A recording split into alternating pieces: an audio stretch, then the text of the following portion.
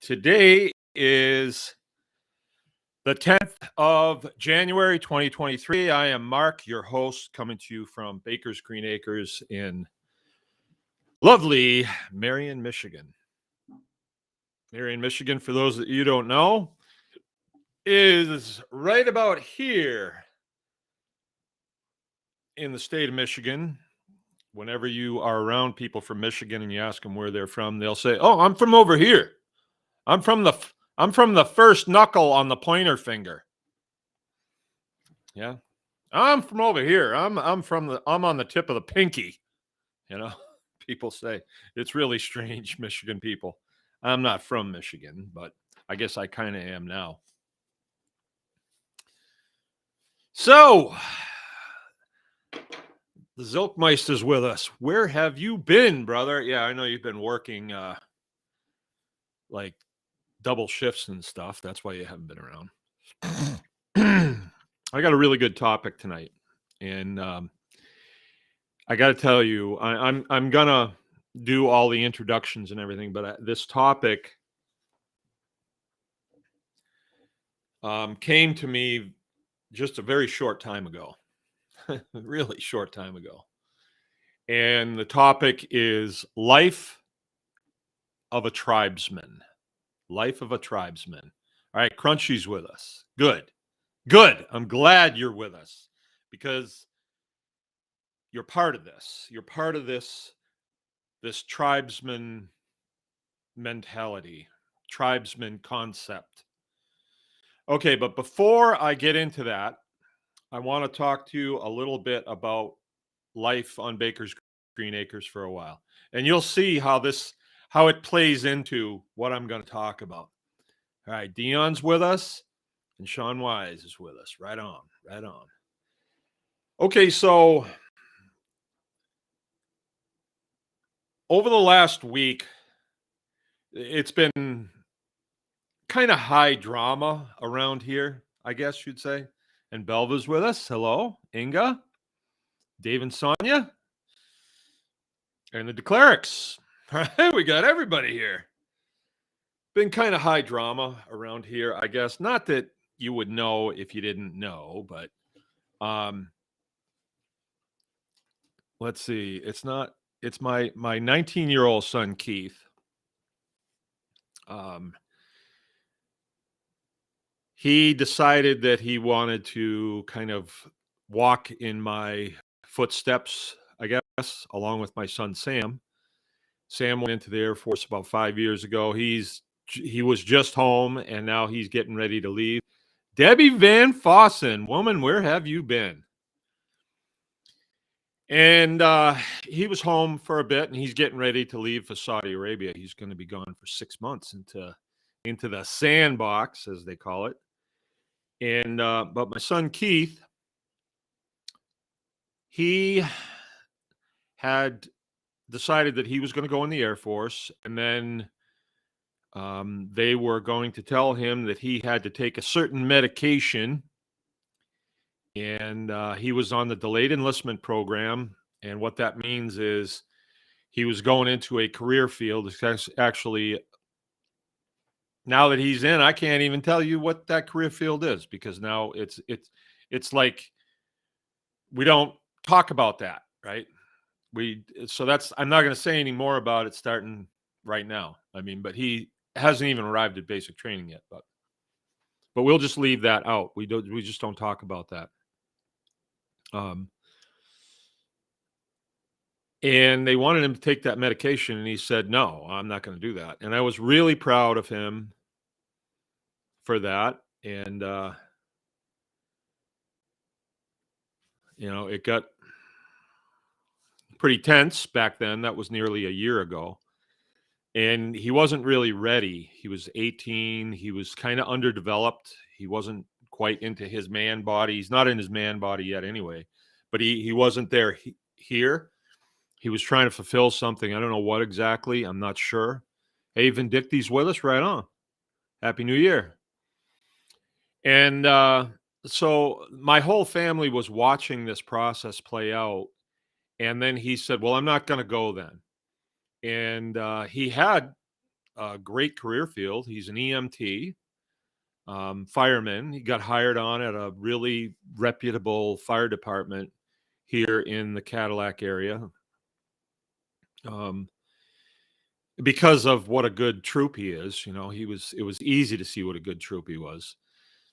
And then he felt as though he wanted to go in. His recruiter kept bugging him, and he told the recruiter, "Well, if you can get me a waiver on that medication, then I'll go." And the recruiter was like, "Hey, you know, this is a very dangerous career field, and you know, if you're afraid of uh, this medication that has saved millions of people's lives," on and on and on. And the guy really pressured him and BS'd him. And Keith said, "Okay, then I'll go." And it's a very elite. I'll just leave it right there. It's a very elite group, and he was qualified for it, mentally qualified, having grown up in this household, especially. And so then the president signed uh, a rescinding that military members have to take the medication, and it came like a week before he left. And so we were really worried about him going and having to take that. I mean, if you got your eyes open, you can see that it wasn't a good idea, you know. And I'm sorry some of you have done that, but it had all the earmarks of something very bad right from the get-go. And I think we're just starting to see it play out now.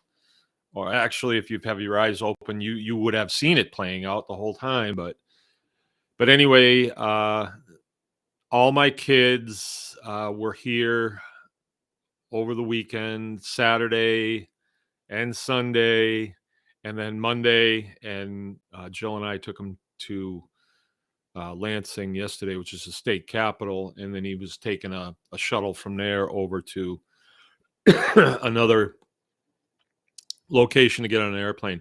And they collect them all up, you know. And so we got him down there last night about 7 o'clock, and it was you know, it was tough. It was just really tough because for a lot of reasons it was tough. I just when you watch your kids leave for the military and you know what's ahead of them, um, it's kind of hard to hold them back. I never really told my kids that they need to do this. I, in a lot of ways, did not want them to do it, but I never even said that really. If they didn't want to, I said, well, that's good. If they did, I would say, well, you know, this is what you're biting off. I hope you know this, because a lot of these guys don't know that.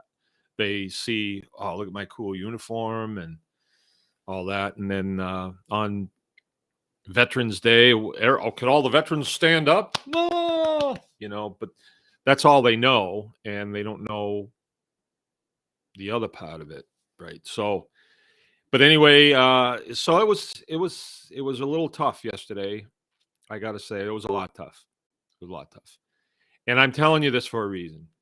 Okay, our subject tonight is life within the tribe, life within a tribe, or maybe life of a tribesman and tribeswoman, or tribesman would be either male or female. It doesn't. I don't think that's.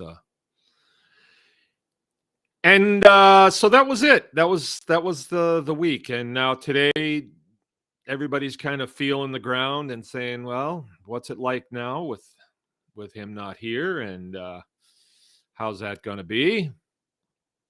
And you kind of work your way into it, and you start thinking about the training instructors that have them and how dedicated they are to keeping people safe through training, and how it's a bad thing if somebody gets hurt, or worse. And so we just have to rely on that. And um, you get peace over it. It took a long time with Sam when he left, and but we did get peace over it. But this was different for a lot of reasons. Keith was always the kid who wanted to be right here. He would be the one yakking in my ear, "Dad, I think we should do this. You know what? I think you should look at buying that land because if we had that, then we could do this and we could do this. Dad, we really need to get a new tractor. This one's old and it's way too small. We need to get a bigger one." And he was the one that was like, am I ready to drive the tractor at like 9 years old?" And he was right up there. He was the one that was show me how to cut hay. And he just was very reliable. He knew equipment pretty well and he was into it. He was really into the farming thing. And a couple guys came along and were maintenance people, and they showed him how to do a couple things. I showed him how to do a couple things, and he just took right off. He would watch mechanical videos all day long, cars, trucks, different types of engines, diesels. Um, he never really got into turbines. He never got into aviation at all, but it was mostly like hot rods and trucks. He was just really into it. And he had the building next door. We poured a floor in there, and that became his little place where he just ran his little maintenance outfit. And he would buy cars, fix them up, and flip them. And this is the guy that comes home one day and says, "Oh, I got a job milking cows down the road." I said, "Well, were you going to talk to me about that?" Like he was 15, and he's like, "No." I mean, he never really asked. He just did stuff. Right? And a lot of times it was sort of better if I just stayed out of it. Because if I told him, "Well, I kind of need you here," he would have a million reasons lined up why it was the only thing he could do. And if he couldn't work down there, I don't see how he could possibly work here for us anymore. He's that kind of guy. And he had good arguments most of the time, very articulate and smart and everything. And a lot of times, if you got in his way, it was just like more hassle than it was worth. He was very headstrong. But if you put him on a task, he'd get it done. Uh, it might be a learning curve, but he would get it done. So I really liked. I mean, I love my children. I love them all, but this one he was uniquer than all the other. They're all unique, but this one, we're talking about this one right now. All right, and I just have many memories of him saying, "Can I drive?" He's 14 years old and he wants to drive my big truck someplace. And I'm like, "Well, okay," because we're in the boonies. So if he wants to drive, it's not a big deal. And he would just, one hand on the wheel and Mr. Cool, arm out the window and everything. But reliable and nothing much ever happened. Well, not too much. There was a couple of incidents where Jill and I were at a conference, and he calls me and he says, "Hey, you know how sometimes I take Mom's car for a ride just to get it warmed up?" He said, "I did, and on the way home, it started making a really funny noise, and then all of a sudden, a bunch of white smoke came out of the exhaust, and it just barely made it back into the yard." Um, Yeah, that was the guy. Engine blown. That was the guy. All right. So anyway, there's been a love-hate type relationship with this guy, but when he left yesterday, I realized just how much I love him. Just how much I love him. And knowing that he's going off to do something bigger than himself. I just was very, very proud of him yesterday. So today's been an emotional day, in between wanting him back, and just being real proud of him for what he's doing. Same thing with Sam. But actually, all my kids, I'm proud of all my kids because they've all done stuff that is just outstanding in different ways. This happens to be uh, more along the lines of where I came from and what my life was about for a long, long time. So it was just there. So, anyway, I'm telling you this because we are a tribe. We are a tribe. We started up the Anyone Can Farm tribe many years ago, and people have come in, and we don't always talk about soil fertility or pastured poultry or grazing cattle. We don't always talk about that. Sometimes we talk about our lives. And I think it's important to do that. It is important to do that. So I try to include, this is what I did today. This is what I got done today, and this is how it fits in with the overall operation. I do that because a lot of people are trying to figure out, well, how am I going to get my operation going? And if you hear someone else's testimony, it's like, oh, okay, I see how he does it. Maybe, you know. So that's why I do it. And I've always had this idea that the tribe would benefit people and other people would get to experience the things that I've experienced through this homesteading, farming type lifestyle. So I'm telling you right now, I'm asking for your input on what I want to talk about tonight. And I want to talk about, what is the tribe? If somebody said, well, what is it? What is it? Is it just like an information sharing platform? I have to say, well, no. Is it a group? I mean, you guys get together all the time? Occasionally we get together. We got together for Tribe Day. A lot of people came for Tribe Day, and we got to meet each other.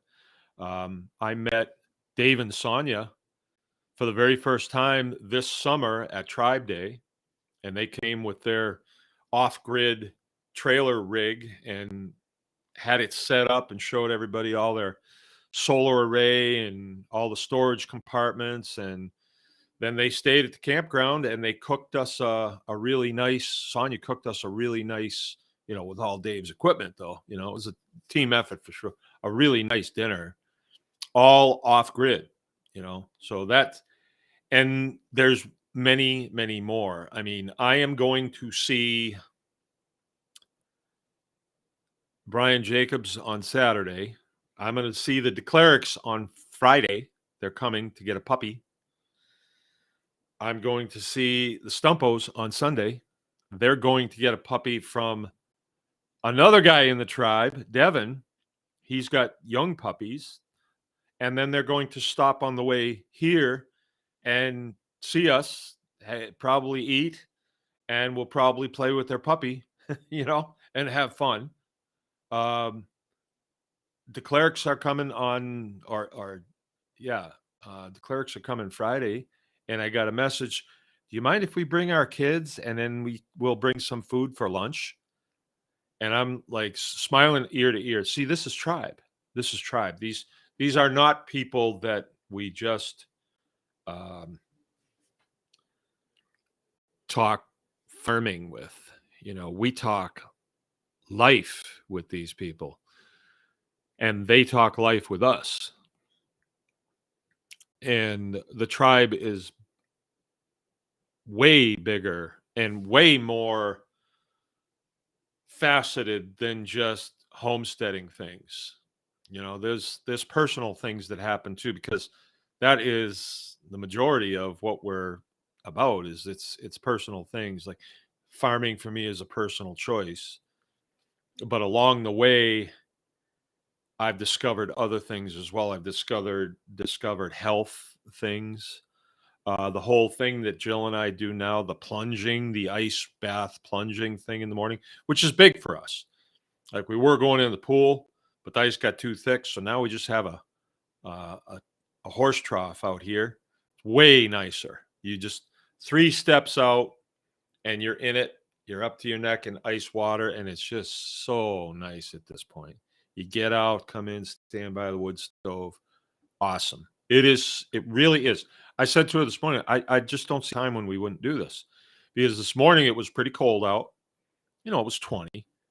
But what's the difference between 20 and 20 below? Would I go out in 20 below? Of course I would. I mean, to keep it the ice off of it, we'll just have to plug in the bird bath feeder.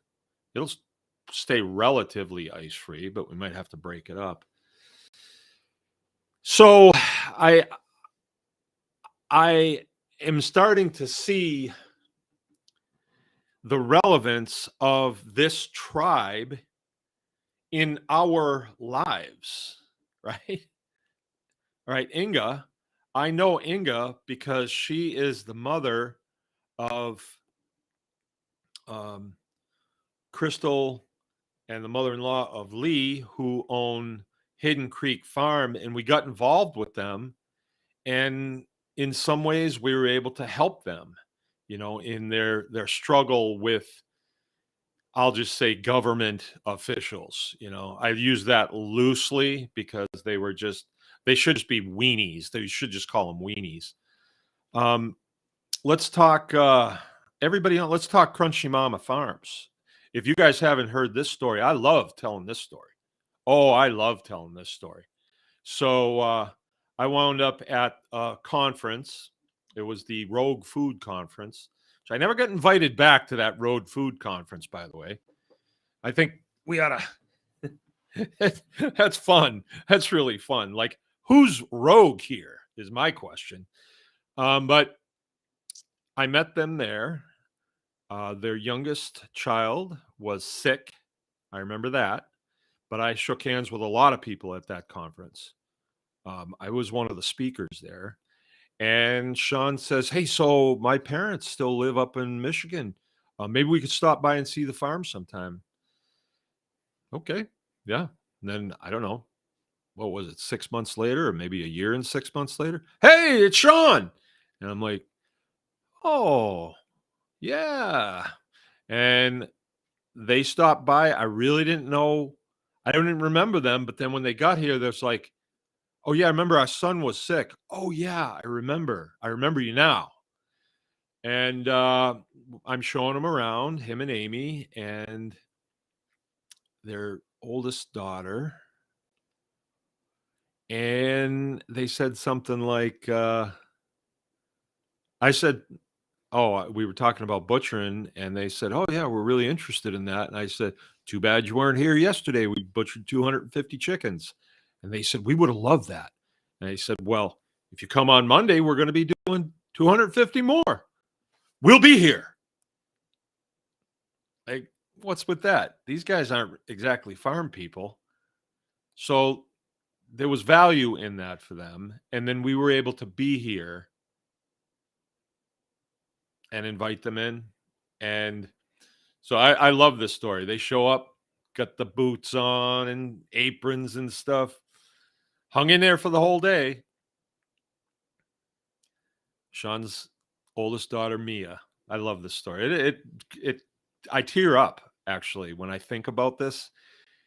We had a litter of puppies, and there was one puppy that she was holding all day long, and she loved that puppy. And I promised that puppy to a guy, taking $100 deposit on it. They were all sold. All the puppies were sold. And I said, "I'm so sorry, honey. I would really like you to take that puppy home, but it's sold. I can't." And she said, "Oh, I understand." She was really nice little kid. And her and my kids were getting along pretty good, doing adventuring things.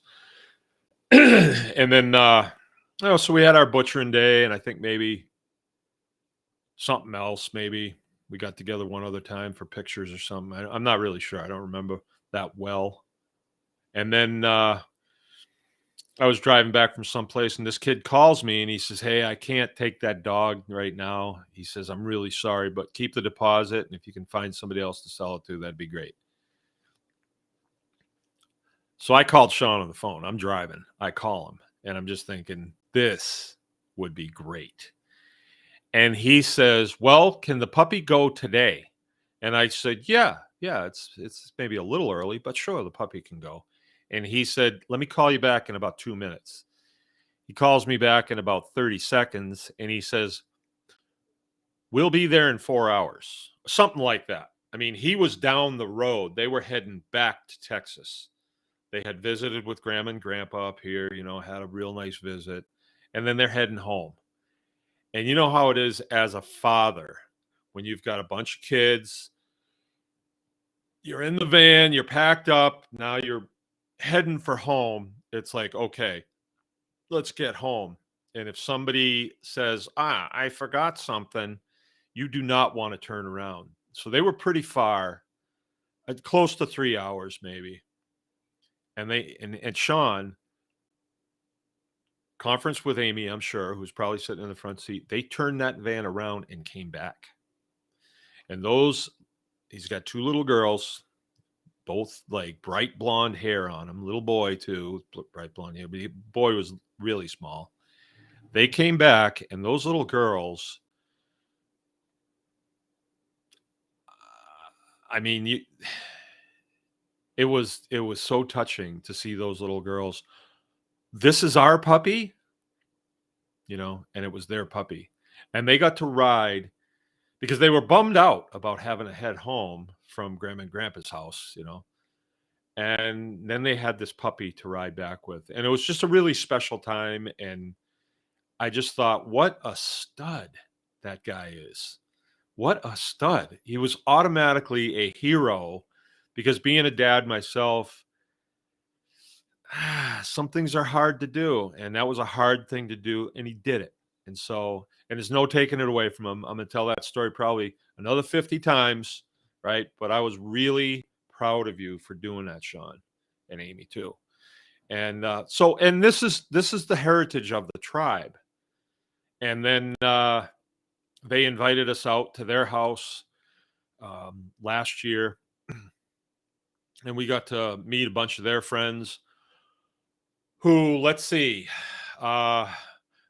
if it weren't for Sean and Amy, I would have never met the Bachers, right? And the Bachers came here for Tribe Day and stayed for 3 weeks, right? They kept saying, yeah, we're going to stay for about 4 days. Well, I think we'll stay through the weekend. So, you know what? We're going to stay another week. And it's like, we just one more week. And even the day that they left and they were taking things down, I was like, you guys ain't leaving. You're just not leaving. I know you're not leaving. But they did. But they went down the road. It was really funny. And then all of a sudden, their daughter comes into the yard walking, and she says, I think Banner left his shoes here. And they were out by the trampoline, and she got them. And I walked over to her, and she's about ready to just bust into tears. And I said, do you want to hug me? Yes. And she just gave me.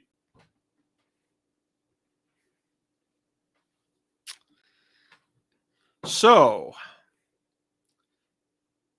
that's tribe right there. That's tribe. So these were good times, but there's bad times too. We have been very fortunate that we haven't had too much. We haven't had too much. I can't even, I'm just in the mode now where I can't even think of anything bad that's happened. Debbie Van Fossen brought chickens here and then stayed and helped butcher the chickens. I got to meet her dog, got to get to know her. And ever since then, Debbie Van Fossen is one of my main intelligence services. She forwards a lot of stuff to me. And I would not have met her if it weren't for the tribe, I don't think. Brian Jacobs. So yeah, guys, you got to know this. Brian has a truck. We said something about it last week. Yeah, it's a 1973 Ford 1-ton with a 390 engine in it, 4-speed. I'm a huge Ford fan. The very first pickup truck that I ever drove was a Ford. And then I worked for a guy in a gas station, Paul Gaudet. I worked at the Amoco station, and he had a F-250 Wrecker. And he actually let me drive it, as a 17-year-old. And, he was, I was very fortunate to be able to do that. And Actually, his was a 76. Mine is a 74. The one Brian had is a 73, but it's a two-wheel drive, 1-ton dually, 2 tires in the back with a steel deck on it, just a flatbed. And he tempted me with it. Look what I got. And then he kept sweetening the deal and sweetening the deal. And I was like, oh, I can't take it anymore. And so the man van's going down the road. And it's like, Brian Jacobs is responsible for this. It's your fault. And so he part of the deal was I'll even bring it up. So I think he likes coming here. So I said, well, we'll give you lunch. We'll feed you lunch. So he's bringing it. And he even says, I'll even put your logo on the side because he does that type of thing. So it's kind of, and I feel like with that truck, okay, all kidding aside, with that truck, if my truck is very, very special to me because I've had it for long time, like over 25 years. Let's see, when did I get it? 97, 96. Yeah, I got it in 96. 97. Got it in 97. And I've had it all this time. I use it all the time. It's, and if I had to sell it, I would want to sell it to one of my kids because I don't want it, I would like to keep it in the family. If not, I'd want to sell it to Justin Zilka, or Brian. So he's selling this truck to me, but it's not like he'll never see it again. So there is that factor that I'm actually experiencing where somebody's like, no, I want you to have it. I just don't want to let it go to the open market. I want you to have it. And I'm going through the same thing. You guys know that we breed Great Pyrenees dogs, and our lives have changed a lot. Really, a lot to do with the tribe. And about a year ago, we decided that it's time to replace Claire and Obi, the ones that we have now, the adults, with some puppies because they're getting old, and you don't wait until they die to replace them. And so we got these puppies a year ago as puppies, and found out that buying 2 puppies is a really bad idea. It's a really bad idea because they bond with each other. And then one puppy is about 1/10 of a human intellect, but 2 puppies is about 1/100th of a human intellect because they just bounce off each other and bing, bing, bing, bing, bing. And because there's 2 of them, I don't know who goes through the fence first, but they've walked off a number of times. And it's usually because the male is chasing the female. Excuse me. But we made the decision the last time it happened, hey, we're not going to breed these dogs anymore. We're wanting to take a break on breeding. We have to let some things go. We've pretty well mastered that. And puppies takes a lot out of you because they're here for 2 months. And by the time they're ready to leave, there's 10 of these little beasts that are tearing the place apart. And then people have to come and look at them, and then they have to come back and get them. And then it's a huge problem. Oh, can I bring my dogs to see if they get along with the puppy? And there's always just a lot of weirdness. And we decided to let it go because there's so many other people that have gotten into it. So we decided to let it go. And I said, all right, one of these puppies has to go because we can't have 2 puppies. Chloe drew the short straw because Obi is old, and we could any day we could come out and he could be gone. He's 10. So Chloe drew the short And I started thinking through the people in the tribe, and the clerics came to mind. We offered them the dog, and then then we decided, hey, it wouldn't be a good fit because they have a male, and it would be the same scenario. And then we found out that their male had passed away, so they became a good fit. And the feeling that I get, see, I love this dog. I love Chloe. And the feeling I get when I think about Chloe being in the arms of the declaric children makes it feel okay. I mean, not just, well, I'm going to miss her and this is going to hurt. No, it's okay. It's better than okay. Better than okay. Because then the declarics, if they take a notion to do so, they can bring her back. We can let Louis breed her, and then they can have puppies at their house, and it'd be a good source of income for them, So, that's tribe right there. Like, I know that they're a young family with a lot of kids. I know what that's like. There's a lot of times there's not enough money to go around. And so I'm more than willing to go to them and say, hey, this is a good source of income. And we might even be able to. Now, I would do that as an older tribesman, right? Because the tribe is like a chain. It's all a bunch of links. And if we see a weak link, we want to help that. We don't want that to be the place where it gives out. We want to help that. It's a lot like military living. You try to counsel junior members before there's a problem. You don't try to counsel them after they've stepped on a landmine and blown their leg off. You tell them, we don't walk into fields like this in the open. Excuse me. I have coffee tonight, by the way. I did not sleep good last night or the night before. So there's been a lot of turmoil here. But that's tribe. That's what I know of the tribe.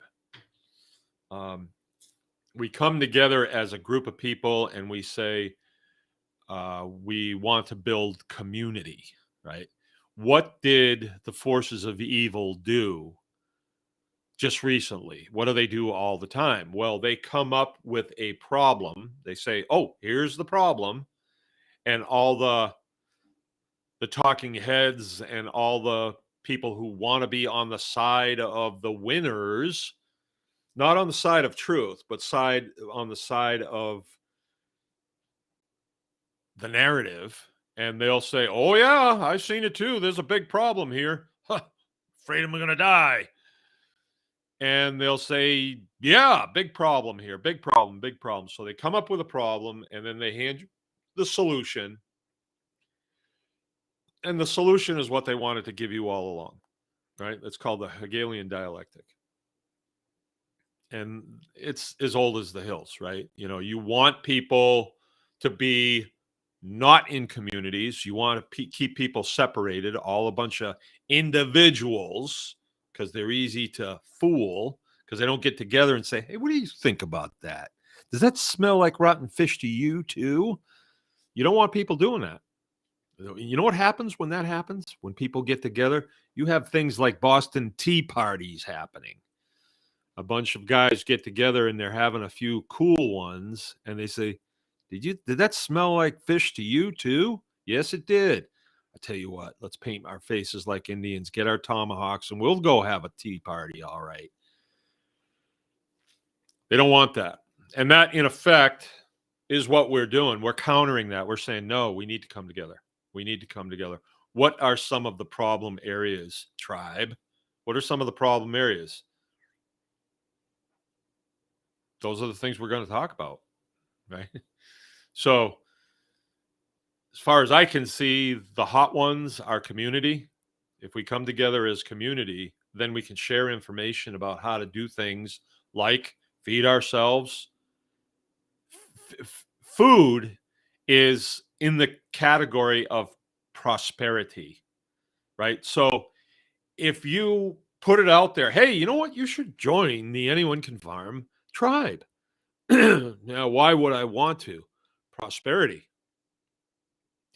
I mean, there's churches that do that all the time, I'm sad to say. But they say, this church is blessed. So if you go here, we have prosperity teachings. You'll be wearing that three-piece suit and driving a Lamborghini in no time. And that's not really prosperity. That's not real prosperity. If that's the route you want to go, I don't reckon you'd be listening to this show anyway, but prosperity is the ability to sustain. I'd put it right there, the ability to sustain.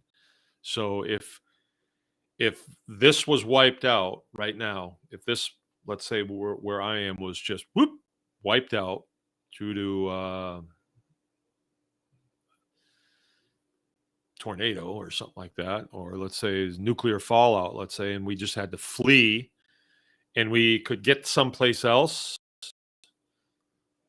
with the knowledge that we have and the tribe, I believe we could rebuild.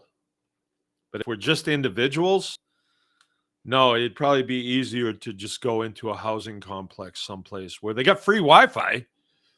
And I think that's their goal. Excuse me. I think I might have Omicron. Or a different variant. I may have a different variant. So let's see what we got here. Let's see. Because I asked you for your input on the tribe. That's me. I know that at my fingertips, right, with all of the people in the tribe, if I needed something, I'm pretty sure I could get it.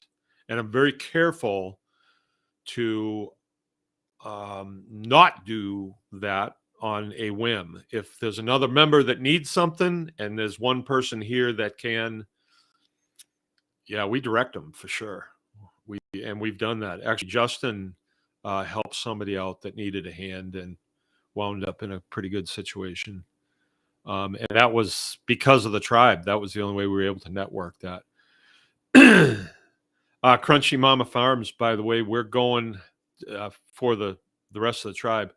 We're going out to Texas when Keith graduates from his initial basic training. And we're 4 hours past Crunchy Mama Farms. So on our way back, we're going to stop and see him. And I didn't even really say, is it okay? I said, we're stopping. Inga says, sounds like a very independent personality, and he grew up noticing how military shaped his dad. Yeah, and that's Keith right there. Yeah. Tribe equals strength, problem solving, growth, and independence. Every link grows the community dream. There's such a thing as, I know this term gets a bad rap, and it's called new agey and things like that, but it's collective consciousness. So when you have a group of people that are all kind of going the same direction, it becomes what the Army calls a force multiplier, right? If me and you, any of yous, are going someplace, and let's say that we have to hike, and we can split the load up between the both of us, yeah, we're in a lot better shape than individually carrying a twice as big of a load. So our direction, even though it might be slightly different, it's still similar in that, like say Brian Jacobs, for instance, he's not doing what I'm doing per se, but he sees things in our process and says, oh, you guys teach that? I want to know. And it's just a question of time, because he does stuff that we don't do. And it's just a question of time before he's ready and says, okay, well, I'll show what I'm doing. So what members of the tribe want to come down here on a Saturday, see how to do this? I'll show you what I know, and we'll have lunch, hang out. It's just a question of time. Andy Zumwalt, for those of you that don't know, he was in the Air Force as well, and he retired probably 3 years ago. So he was a little ways behind, quite a ways behind me. Similar backgrounds. And he made a comment on the tribe page the other day. He said, I'm a little far away. He lives way down in Greenbow, Alabama. So, but he did drive up here one time to take a hog harvest class, and we had a really good time. But he said, we need to be able to have a tribe gathering someplace else. And when I heard that, I got goosebumps, because I would really like that to happen. But I don't want to push too hard. I don't want to say, yeah, you need to make that happen, Zumwalt. And you make it happen by today at 3:00, or you're going to be standing tall. I didn't say that. I just said, oh man, I strongly encourage that. Something like that. Because I do. Wouldn't that be nice if these things popped up all over the country? It'd be really nice, because people are growing and people are becoming self-sufficient. They are becoming, I'm seeing another change happen too, like within the community. Let's see, where have I seen this? Well, I've seen this with the Kellys. Now now that I think, I'm trying to think of where I haven't seen this. And what I'm seeing is people who are saying, what are your needs?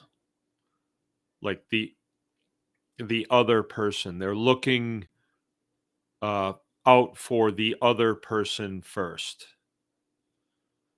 Where in the mentality that the forces of evil like to press, you're number one. You take care of number one first. You're number one. Yeah, well, you're going to be number one and you're going to be lonely, and that ain't going to be too fun. And then they start getting bitter. Yeah, I'm number one. Mine, all mine. What the hell? There's no fun. There's no fun in that.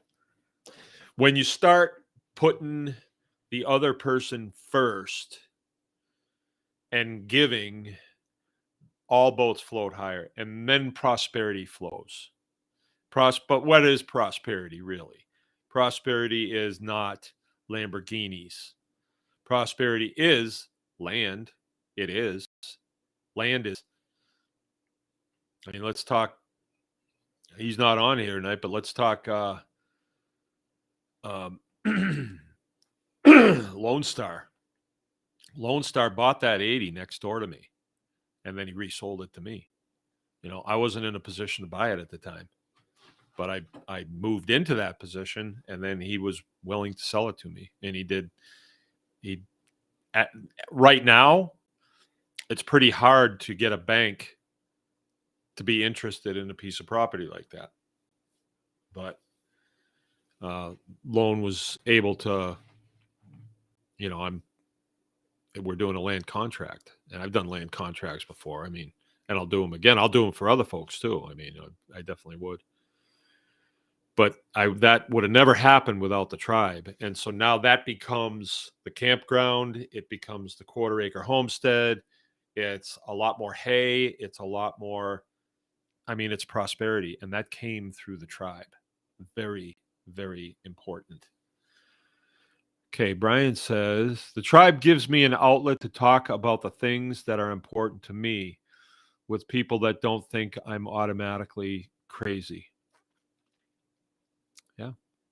Yeah, well, you're in with your own, which is kind of nice. It is. Inga's saying, you were a little too rogue for them, Mark. LOL, your message at the conference was on some. Yeah. Words have meanings, Inga. And that conference is called the Rogue Conference. And I thought we were going to talk about how rogue the section of the government that thinks that they are responsible for overseeing our food. They think they are. How rogue they have gone.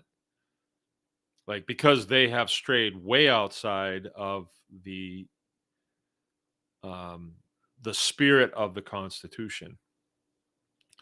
But when I got to the conference, it was like, oh no, we're the rogue people. Like, us as farmers, we're rogue because we don't go along with their stupid rules. Now, I don't buy that, and I don't know what the thought process was getting that name going, but it implies, if you are a rogue food person, that you know that you're rogue.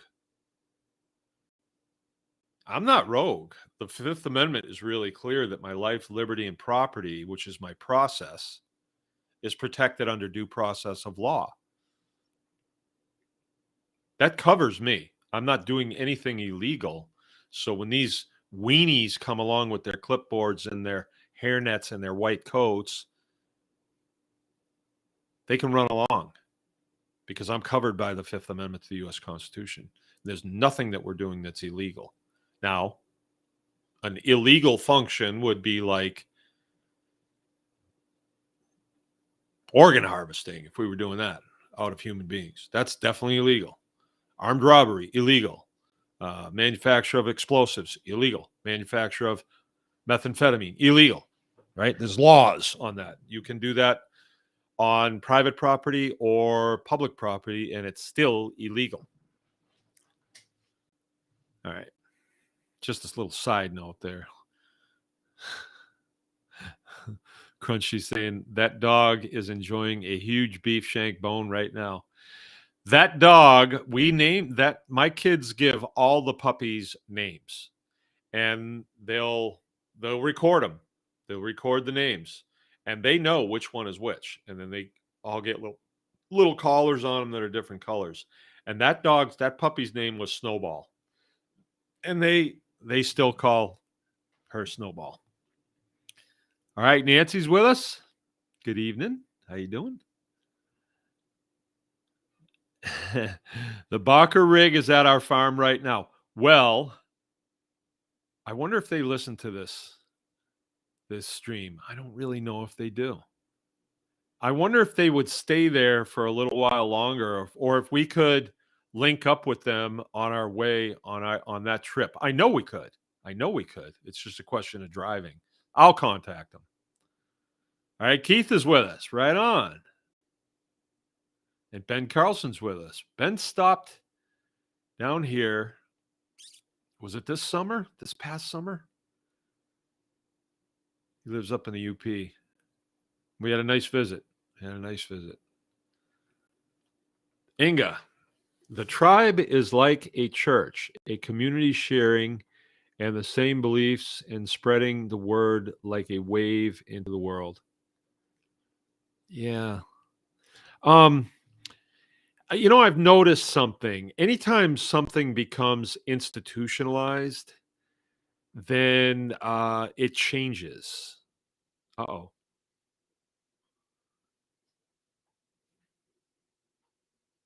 We got a blackout going here.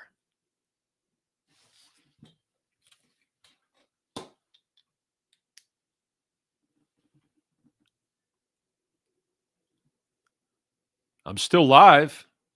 Ooh.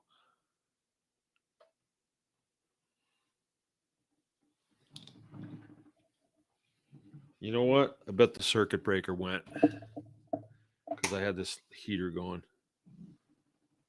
Because I can hear something else running.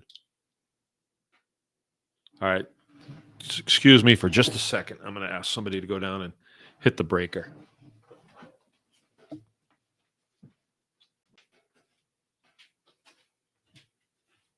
Oh, I know what it is.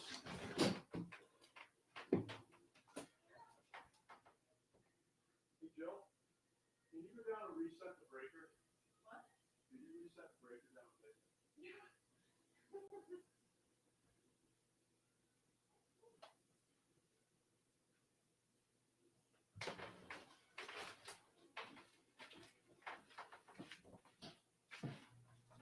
All right. Yeah, I know what it was because the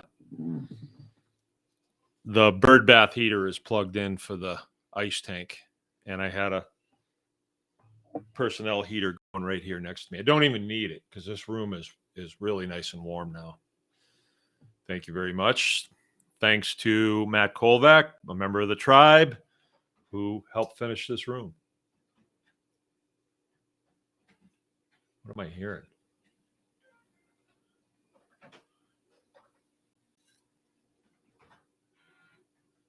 Huh. Oh, it's the computer over there. The printer on the computer is making noises. All right. All right. So let's see what else we got here. Okay. Ben's running late tonight, he says. Tribe is like a church. Okay. Shaw Lake. Nancy is saying, do you have the Kraken? Someone was watching Pirates of the Caribbean for that one. The Kraken. No, you know what? I don't know why that rings a bell, but the kids are watching a movie in the other room, and it's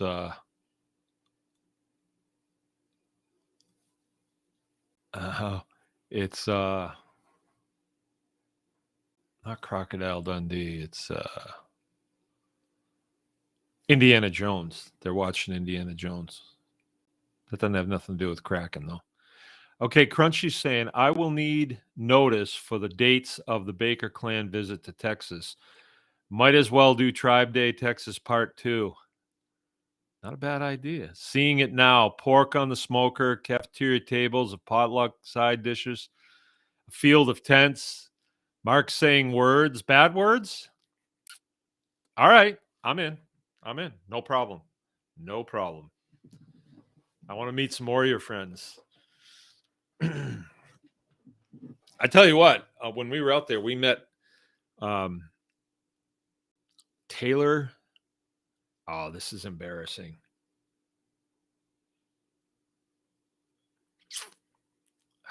What's her name? Anyway.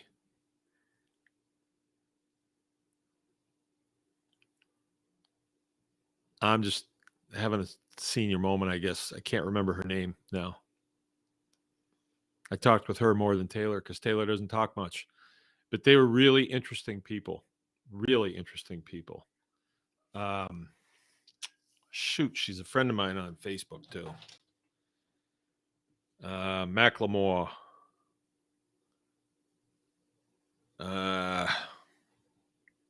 This is bugging me now. Really nice people. Really super nice people. Well, I'm not finding it.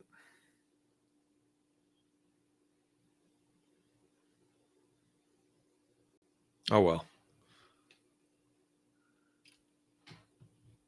Oh well. Sarah. Yeah, gee, I talked with her a lot. But they had us out to their house on the third day, and that was an experience because Taylor is I would call him a scrounger, but he's taken it to a way different level. Just very organized. He's a nurse by trade, and their home was 5 shipping containers pulled together and then welded together and really fixed up nice on the inside. The whole place was really cool. It was just such an experience. Yeah, and that wouldn't have happened if it weren't for the tribe. So the tribe has really enriched my life. Really enriched my life. So, but where do we want to go? Where do we want to go? Where do we want to go with this? I'm coveting your input on this. Like, where do we want to go? Is there something we need to talk about now? Or do we just going to let this go the way it's going? I don't. There's not a master plan. Not really. Not really. Um, my wife says that I need hearing aids. Seems like I can hear just fine right now because nobody's talking to me. But it's true. It's true. Too many loud noises. Okay, Nancy. Have a good evening, everybody. Falling asleep was a long day. All right. When you coming down here to visit us? All right. I wanted to get that out. I wanted to convey to you all how important I think the tribe is and how much a part of our lives it is now. We are all stronger. There's a lot of strength in numbers. Um, yeah. Ben's down for a UP satellite tribe. Hey, right on, man. Get her done. Just get her done. That's kind of the importance of it, or kind of the uh, the essence of it. You don't want a centralized command. You don't want that. Have you noticed any organizations that become like institutionalized? Then at some point give over their authority, and then when something comes along like, oh, you have to take this, or sitting in church pews with face masks on, how stupid was that? But if you were a pastor, you kind of had to go along with it, right? Because of their status. A lot of them didn't, but most of them did. Most of them did. That was one of the big problems that I had with a lot of the pastors. Like, they should have been, they're guiding a flock. They should have been more sensitive to what? Truth. But the ones that I knew, with the exception of one, were not. But they didn't exactly, even the one that I know that didn't exactly preach the truth, just wasn't on board with the narrative. So I would have been far more vocal about, hey, this is a bunch of horse, you know what. Well, Ben, let's think about that. Let's think about that, because I'm close enough. I definitely support it. I don't know as I could be every time somebody sets up a tribe thing that you got to have me there. I don't think you do. I think it's sort of like you'd lose the punch of it if one guy has always got to be there to make it work. Um, but think about this, like, what would be some of the premises of tribe meetups? What would they want to include? Like, if you had a tribe meetup at your house, Ben, what are some of the things that you would want to do? There's definitely the fellowship aspect of it, where people come together from different backgrounds, but they all have something in common, and that's um, sustainable living, intentional living, farming, craftsmanship, traditional American life, I guess, things like that. Excuse me. And then they bring other things to it as well. Like, we wouldn't know as much about naturopathy if it weren't for the people that we've come in contact with. Not necessarily through the tribe. It was sort of before the tribe that we came in contact with that. Well, Jill did, and then I came in contact with Jill several times. And that's how I kind of got down that path. Chiropractic, we've discovered that through the tribe before it was a tribe.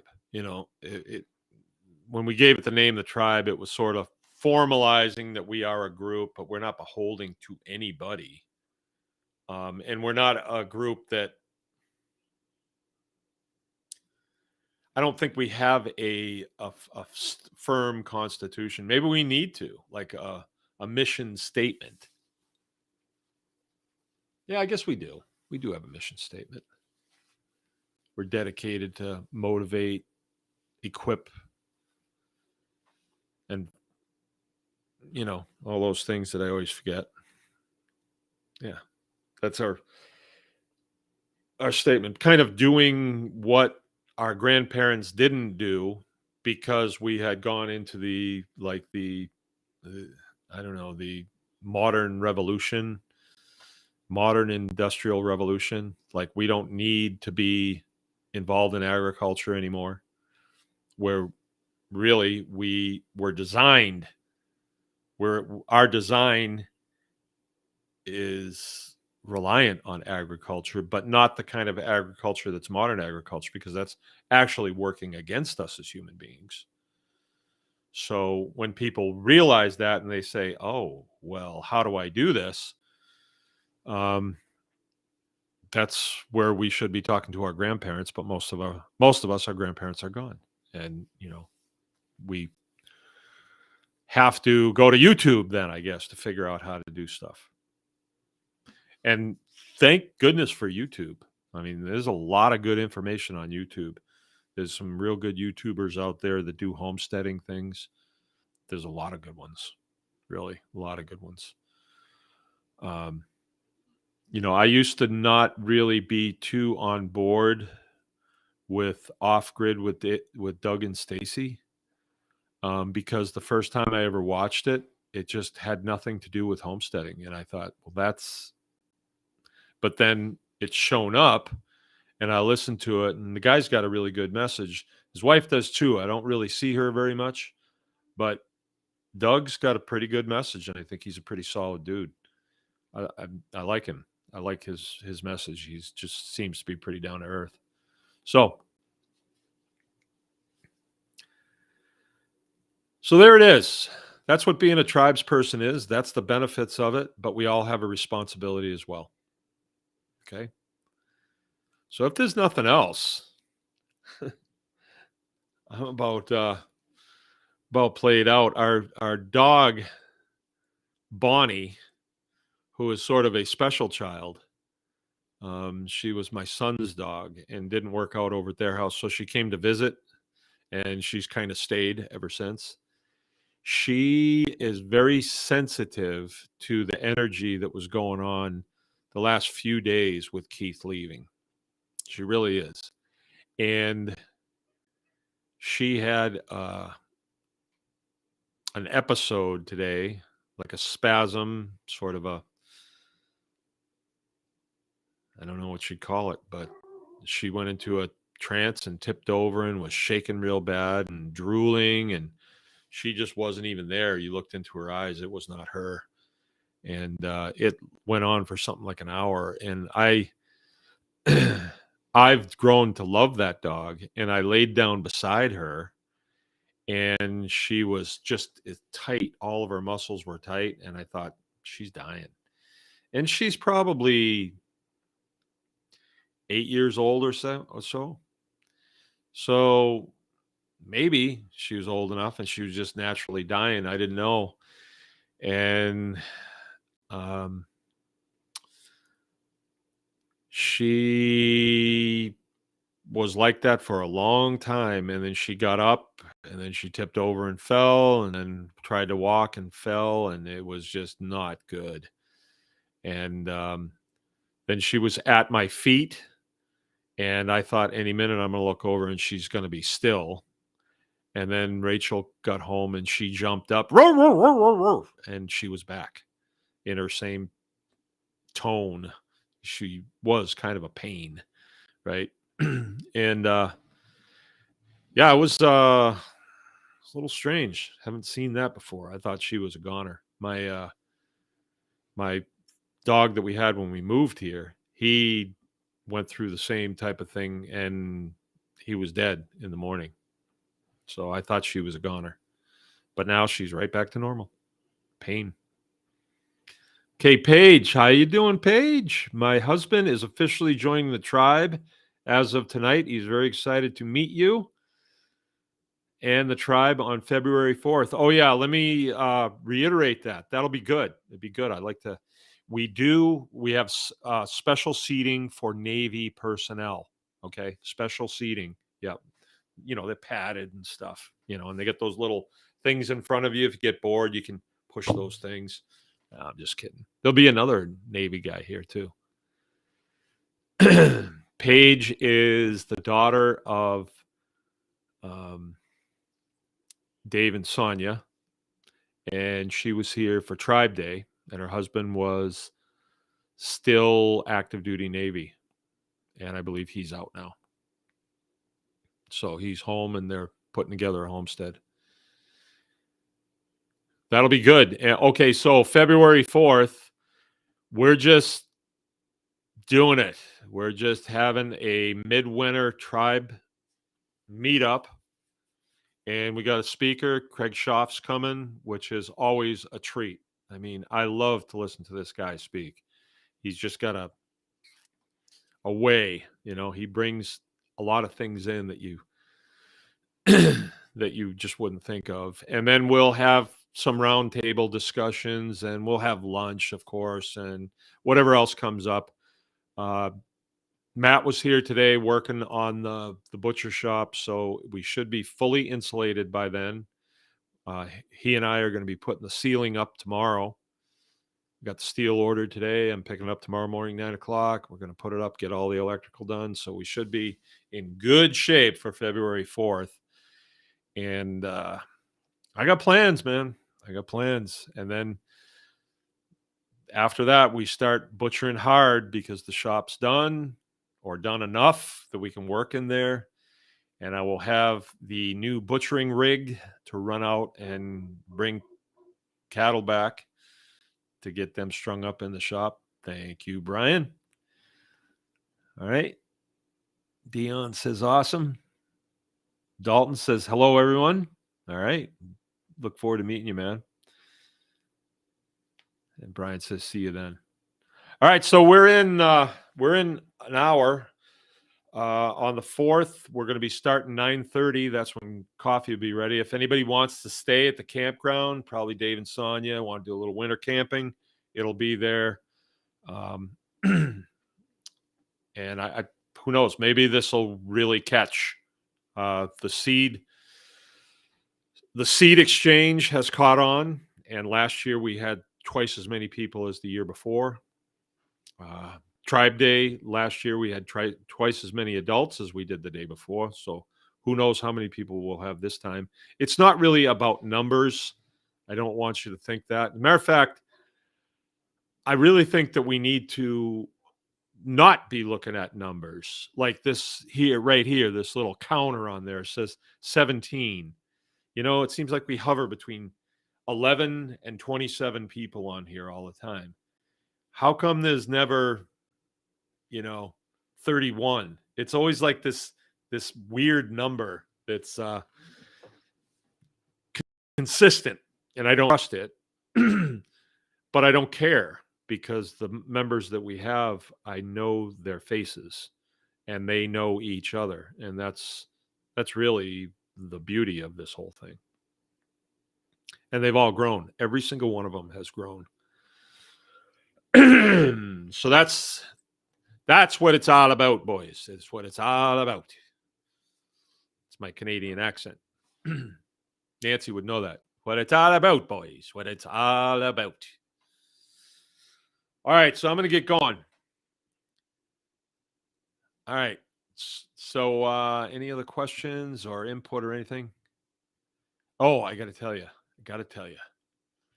My wife and daughter decided to make some bratwurst from this last beef that we just did. His name was Moon Traveler. And they made these really nice bratwurst, and with natural casings, and they came out to be about that long and about that big around. And I tell you what, we had them for dinner tonight. They were killer. Like the best brats I've ever had. And I think they made 50 pounds of them. Yeah. So That'll probably be what we contribute for the potluck on the 4th. Maybe. Unless I've eaten them all by then. It's a ways out. All right, I'm going to get going. Appreciate everybody coming by tonight. We'll try to get some videos up this week. I'm meeting with Joe tomorrow. I know we've been kind of behind on that, but things. Okay. All right. Good night. Remember, anyone can farm. To use.